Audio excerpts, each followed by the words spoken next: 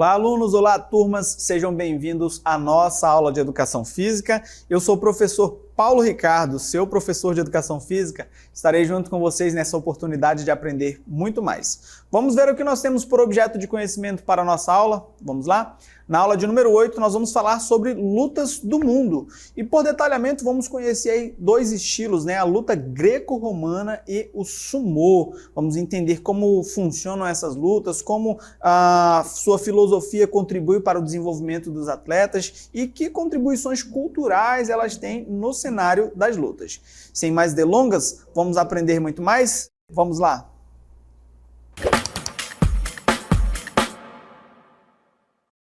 Bom, alunos, olhem, observem a imagem, nós temos aqui muitas modalidades expressas e com essa imagem, com o nome do nosso componente ali, eu quero dar a vocês as boas-vindas. Sejam todos bem-vindos ao admirável universo da educação física. Eu digo universo, pois cada uma das práticas corporais oferecidas nas aulas constituem aí um mundo de possibilidades organizadas e estruturadas, né? Algumas ao longo de séculos, outras mais atuais, mais projetadas, né? Todas essas projetadas para proporcionar conhecimento sobre o corpo, desenvolvimento motor, aquisição de condicionamento físico, saúde e muito mais. Nesta aula, nós iremos explorar um pouco sobre as lutas, uma prática corporal que vai além de executar movimentos e possui inúmeras possibilidades. E nós vamos iniciar esse nosso processo de construção de conhecimento sobre as lutas conhecendo o seu conceito. Vamos lá?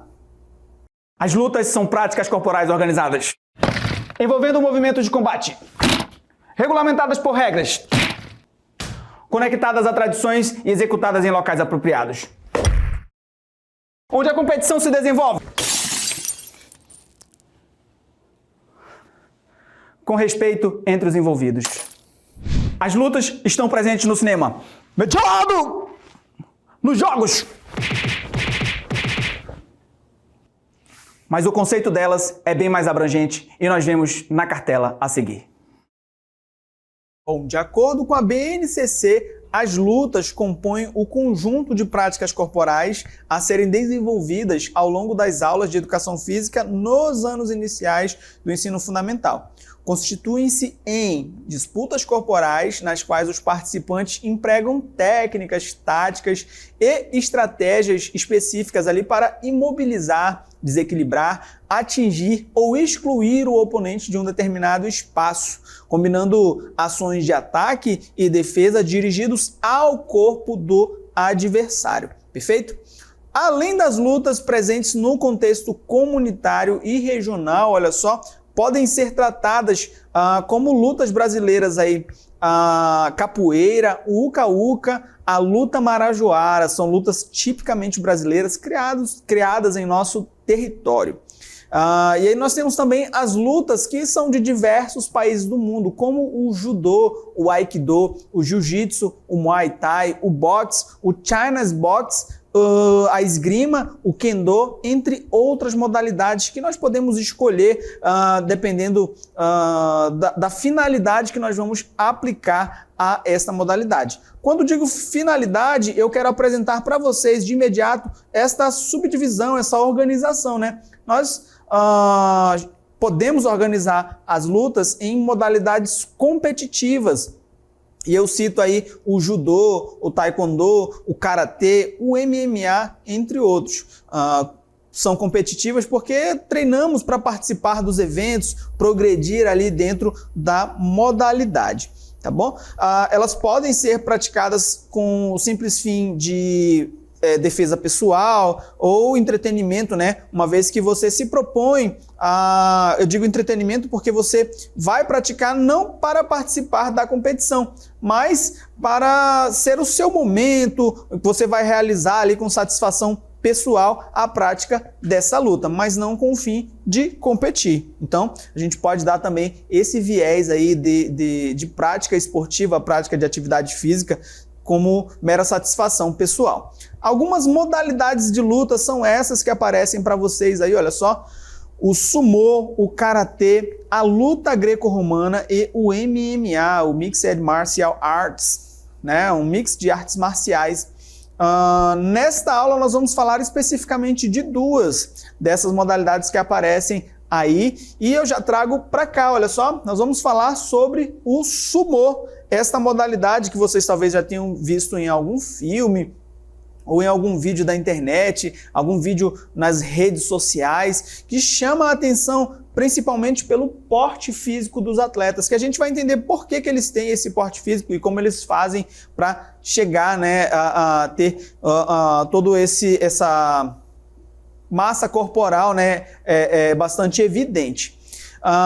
E vamos entender também aspectos como das vestimentas utilizadas, tá bom? Vamos começar aí com a história e a origem deste esporte, né? O sumô, ele é uma arte marcial tradicional japonesa com mais de 1.500 anos de história.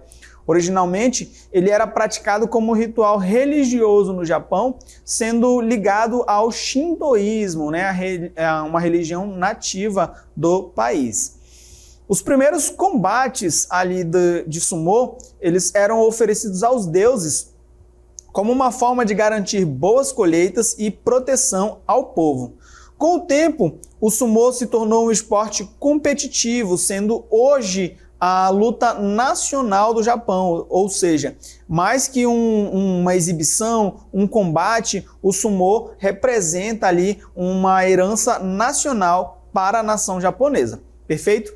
Ainda sobre a origem, olha só, inicialmente, isso é um resumo, né, de tudo que falei até aqui. Inicialmente ele era feito como uma oferenda aos deuses para garantir boas colheitas, né?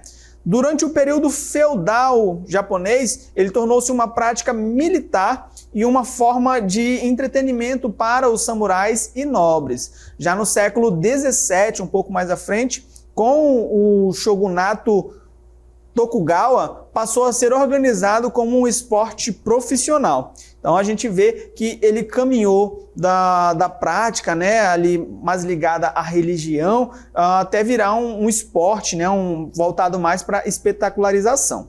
Perfeito?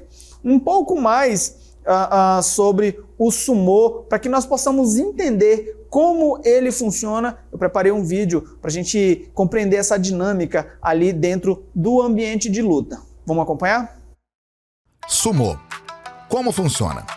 Dois lutadores rikishi se enfrentam no doio, um ringue circular de 4,55 metros de diâmetro.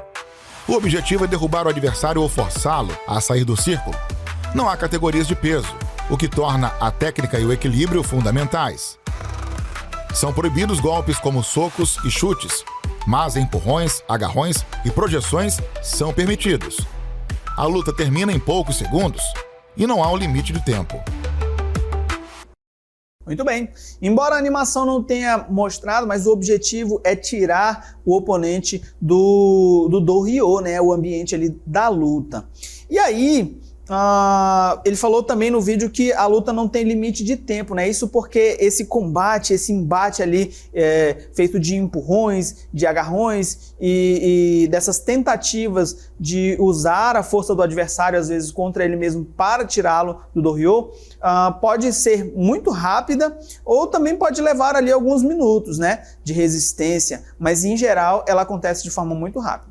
Para nós entendermos de forma mais clara, caso o vídeo não tenha mostrado com essa clareza para vocês, né, umas regrinhas aqui que regimentam o sumô, olha só, dois lutadores, e para a gente saber o nome do lutador, do atleta ali, é um rikishi, né? Os dois rikishis, eles se enfrentam dentro do do-ryo, que é o ambiente de luta, caracterizado aí por um ringue circular de 4,55 metros de diâmetro. O objetivo é derrubar o adversário ou forçar ele a sair desse círculo. Não há categoria de peso, o que torna aí a técnica e o equilíbrio fundamentais. Perfeito?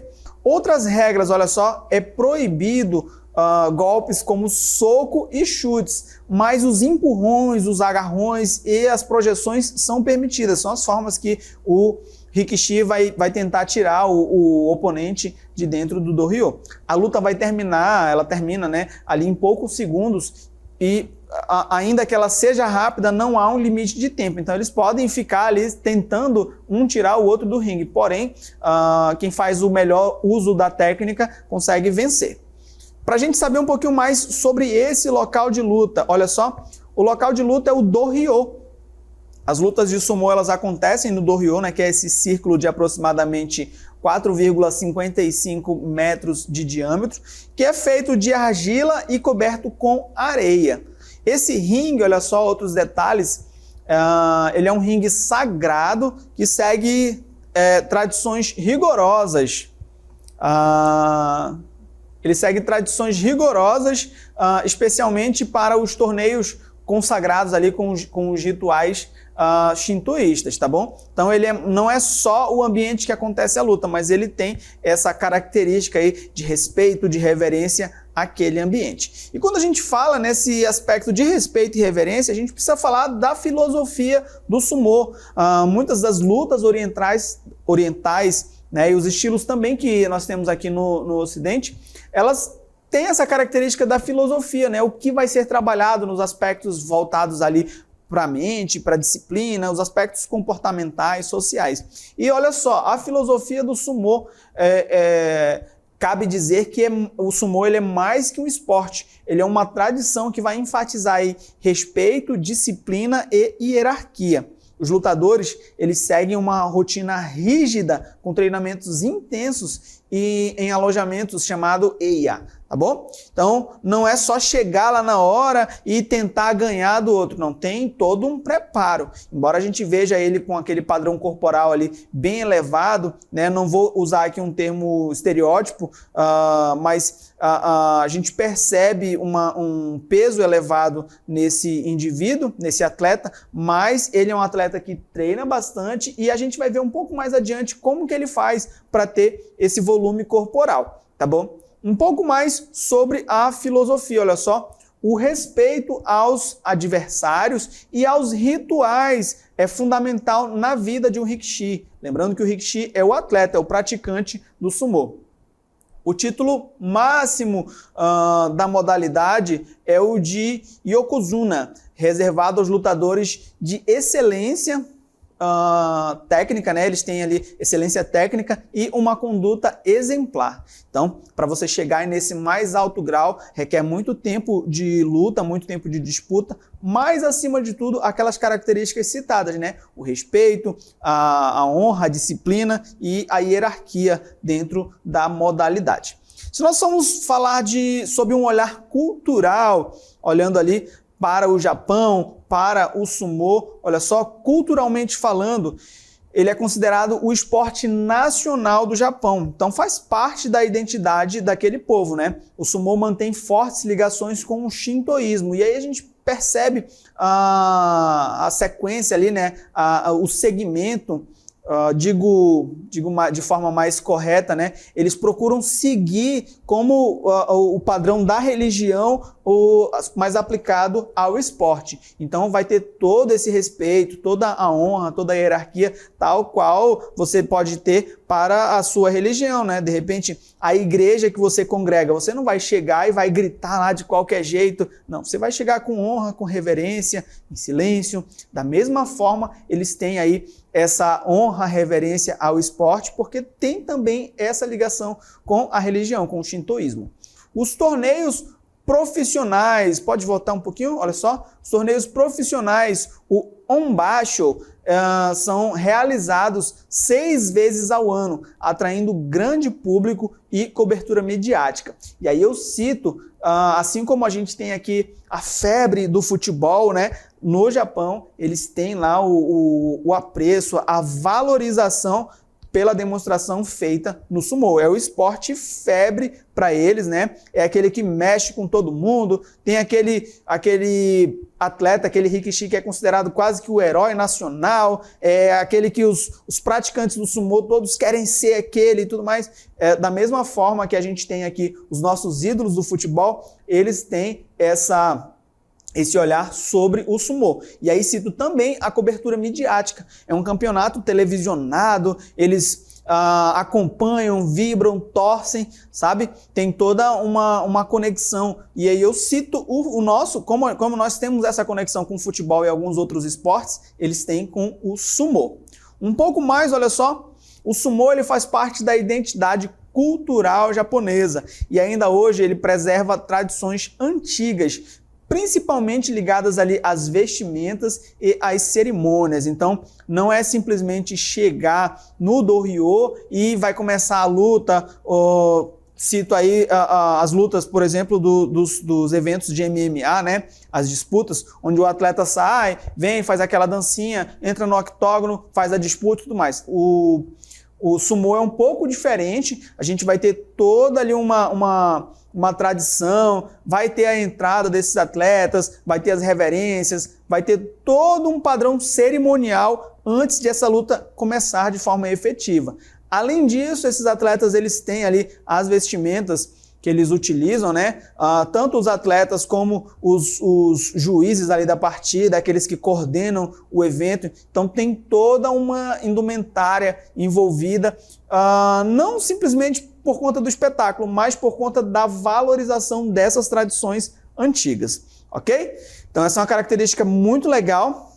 Quem tiver a oportunidade posteriormente dá uma pesquisada, dá uma olhada, você vai ver todos esses elementos aí nos torneios, nas disputas de sumô. Outras curiosidades sobre o sumô aparecem pra gente agora, olha só. Os lutadores, eles seguem uma dieta calórica baseada no chankonabe, que é um ensopado nutritivo para ganhar peso e força. Então, embora eles tenham aquele elevado peso corporal, a gente consegue ver ali, parece até que o indivíduo está obeso, mas na verdade a porção de gordura naquele indivíduo é bem distribuída, ela é bem, você consegue perceber ela bem distribuída e ela é resultado dessa dieta calórica feita com esse caldo aí, com esse ensopado nutritivo, que conferem a esse atleta peso e força, tá bom? Não é simplesmente peso, mas também força, ok? O cabelo dos rikishi é utilizado um coque tradicional chamado chonmagi, semelhante ao usado pelos samurais. E a gente percebe nessa imagem, né? Tem aí o desenho aí, a característica tanto do chankonabe quanto o chonmagi, tá bom? Lembrando que o chankonabe é o ensopado, a gente consegue ver aí ele degustando o ensopado, e a gente vê também o chonmagi, que é o cabelo ali, né, o coque samurai que ele utiliza, tá bom? E são aspectos que eles fazem questão de manter, de preservar. Outras curiosidades, olha só, o árbitro do sumô, que é o gyoji, eles usam roupas inspiradas nos trajes da corte do período feudal japonês. E aí a gente vai ver, para nossa cultura, talvez nós diríamos assim, o cara que está lá no meio do dohyo, ele está usando algo que parece uma saia grande, né? Tem aqueles laços grandões e tudo mais, mas são roupas que fazem parte desse período feudal. E não, como já disse a vocês, não somente fazem parte de um espetáculo, mas são um exemplo de valorização da cultura. Retirar esses elementos seria como, de repente, tirar a roupa branca da nossa capoeira, né? Ou a capoeira vai ser feita sem berimbau. É como retirar elementos fundamentais da modalidade, descaracterizando elas. Então eles preservam isso, e para eles não somente não é uma obrigação, mas traz certo orgulho de estar evidenciando ali a sua cultura, né? Expondo a sua cultura.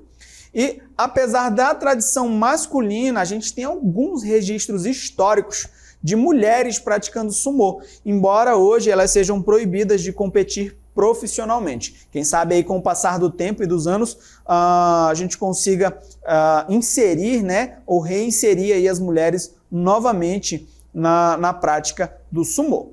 Tão maravilhoso e tão empolgante quanto o sumô é a luta greco-romana, é o outro estilo que nós vamos aprender nesta aula. Nós vamos conhecer um pouco, entender algumas características, e aí você pode de repente se perguntar, né? A luta greco-romana é a mesma coisa que o wrestling, que é a luta olímpica? Bom, nós vamos entender alguns elementos, entender aí, quem sabe, a diferença entre elas, mas calma, vamos começar com a história e a origem. Olha só, a luta greco-romana ela tem origem lá na Grécia, sendo praticada nos Jogos Olímpicos de 708 antes de Cristo. Ela era utilizada como uma forma de treinamento militar e valorizava aspectos como a força e a técnica, tá bom? Então, ela é bastante antiga, já vem junto com o desenvolvimento da humanidade, né? Vem lá da Grécia Antiga, tá bom? E a gente vai conhecer um pouco mais dessa história. Vamos lá? No século XIX, ela foi resgatada e adaptada pelo francês Jean Bayard, tá bom? Ele tornando-se aí uma das bases da luta moderna. Ela tornou-se, né, uma modalidade olímpica nos primeiros Jogos Olímpicos da Era Moderna, lá em 1896, já na recriação feita pelo barão Pierre de Coubertin. Ele fez questão dentre as modalidades que ele manteve dos Jogos Olímpicos lá da Antiguidade, na Era Moderna ele fez questão de manter a luta greco-romana. Então a gente já sabe que a luta greco-romana é um esporte olímpico. Alguns elementos, né, algumas regras da luta. Bom, é um combate que vai ser realizado ali entre dois lutadores, que devem derrubar e imobilizar o adversário. São proibidos, olha só, ataques abaixo da cintura, também golpes nas pernas e o uso das pernas para projetar o oponente. Então, esse indivíduo vai tentar usar ali o tronco, a força dos membros superiores, vai tentar de alguma forma levar esse indivíduo para o chão, com as costas, né, no chão, e tentar também imobilizar o seu oponente, o que vai conferir a ele aí a vitória. A luta ela é dividida em 2 rounds de 3 minutos, e aí cada round vai ter 30 segundos de intervalo.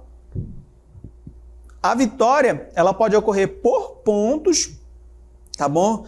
Os juízes, os árbitros vão computando ali essa pontuação, observando o desenvolvimento de alguns golpes, por imobilização, que é o touché, ou a desistência do adversário, bem como em algumas outras modalidades, como a gente percebe no boxe, por exemplo, quando o treinador joga a toalha dentro do ringue, significa que ele está desistindo, né? O seu atleta está desistindo da luta. Isso pode acontecer também na luta greco-romana. O atleta sinaliza que está desistindo da disputa, ou por alguma lesão, ou por entender que algum aspecto não foi observado ali, não sei, alguma forma de protesto, mas ele tem o direito, está previsto nas regras aí, que ele pode pedir, pode ter a vitória ou a derrota em caso de desistência. Perfeito? Essa luta ela acontece em um lugar específico também, que é no tatame, né? As lutas elas vão acontecer nesse tapete circular, tal qual esse que nós estamos aqui agora, tá bom? E esse círculo vai ter 9 metros de diâmetro. O centro do tatame ele é marcado para orientar os lutadores ali durante o combate, para que eles entendam que não devem sair do círculo maior e sempre retornar ao combate nesse círculo menor. Então eles vão ficar mais ou menos aqui, vão se deslocar para dentro, um pouco mais para dentro, um pouco mais próximo da extremidade do círculo, mas sempre entendendo que o meio é mais ou menos por aqui, tá bom? O combate ele é acompanhado por árbitros, que avaliam os golpes e dão aí as possíveis penalizações por infrações cometidas por esses atletas. Um pouco da filosofia, né? Embora seja um combate bastante antigo, também tem aí a sua filosofia, também tem aspectos que são ensinados através do combate, dos treinos e da modalidade de modo geral. Olha só, a filosofia da luta greco-romana, ela enfatiza disciplina, força e técnica apurada, né? Para você conseguir fazer o que a gente vê aí na imagem, né? O atleta executando este golpe, a gente precisa dessas características, principalmente da força, da técnica apurada e da força, né? A disciplina está presente ali no respeito aos indivíduos, nos treinos, né? No respeito ao técnico, são aspectos valorizados e trabalhados dentro dessa modalidade. Ela exige grande controle corporal e respeito ao adversário. Não adianta eu pensar que porque eu treinei muito, eu sou muito bom e a luta vai acabar em questão de segundos. Não. Às vezes nós podemos ser surpreendidos e o meu adversário ter um preparo melhor do que o meu e me colocar no chão e fazer eu perder, né? Então, para isso é necessário esse respeito, essa essa característica, esse respeito que é característica em muitas modalidades de luta, né? Então é necessário que isso aconteça, ok? Além do controle corporal, para que eu saiba que golpes eu estou aplicando, que saídas eu preciso fazer se receber algum golpe, são aspectos fundamentais.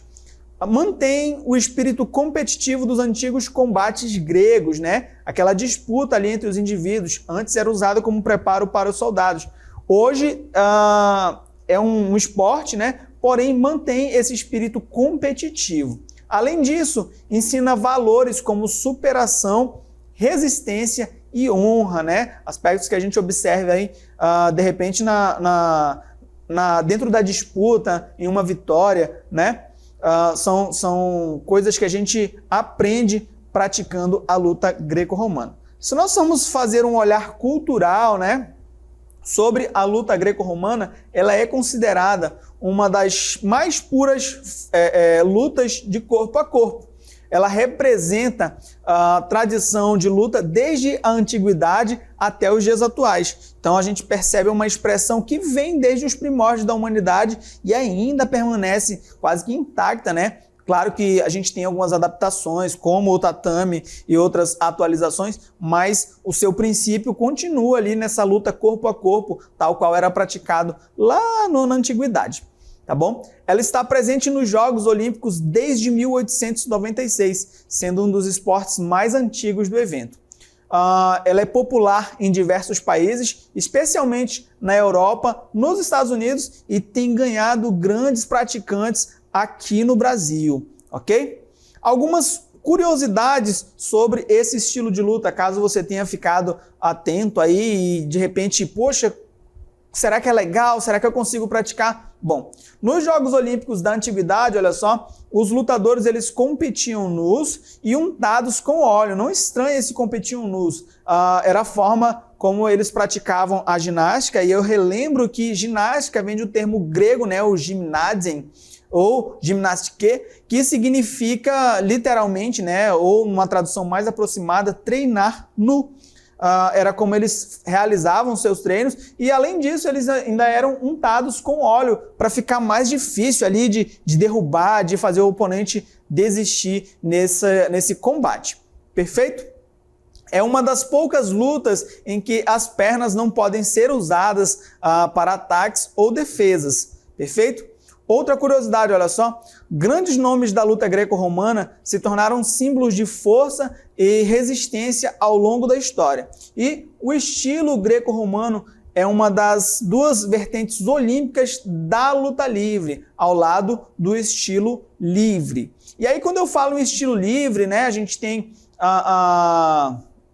a gente, de repente, não sei se é uma confusão que acontece para vocês, mas eu fiz questão de trazer para a gente discutir um pouquinho, entender um pouco das diferenças da luta greco-romana e do wrestling, que a gente conhece também comumente como a luta livre olímpica, tá bom? Então, são dois estilos que têm semelhança, porém são diferentes. Pode parecer controversa essa expressão, mas a gente vai ver por quê. Vamos lá?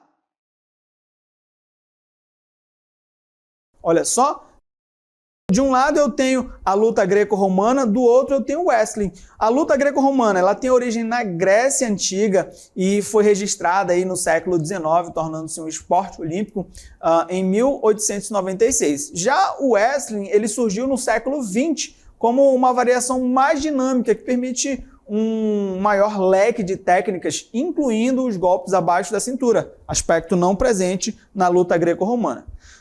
Outra característica, olha só, o uso do corpo e as regras, né? A luta greco-romana, ela permite apenas golpes da cintura para cima. Já o wrestling, ele permite ataques tanto na parte superior quanto inferior do corpo. Outras características, olha só, na luta greco-romana não é permitido o uso das pernas para ataque e defesa. E ela enfatiza aí a força no tronco e as técnicas de projeção. Diferentemente da luta olímpica, né, do wrestling, o uso das pernas é permitido tanto para atacar quanto para defender. A luta é mais dinâmica, é rápida, né? Mais dinâmica e rápida, perdão, com maior variedade de quedas e técnicas. Perfeito? Outra característica, olha só, que difere um pouco, na luta greco-romana, os lutadores eles focam no controle do tronco e em técnicas de arremesso e projeção. Já no wrestling, é mais versátil, permitindo diferentes tipos de quedas e pegadas, o que torna a luta mais imprevisível. Porém, vamos entender aí, vamos fechar essas informações, olha só, apesar das diferenças, ambas modalidades elas fazem parte do programa olímpico, sendo a luta greco-romana presente desde 1896 e o wrestling foi incluído lá em 1904. São modalidades de luta maravilhosa, essas duas que citei no final da aula e o sumô, e eu espero que vocês tenham gostado muito de aprender sobre elas. Deixo a todos aí um forte abraço e até a próxima.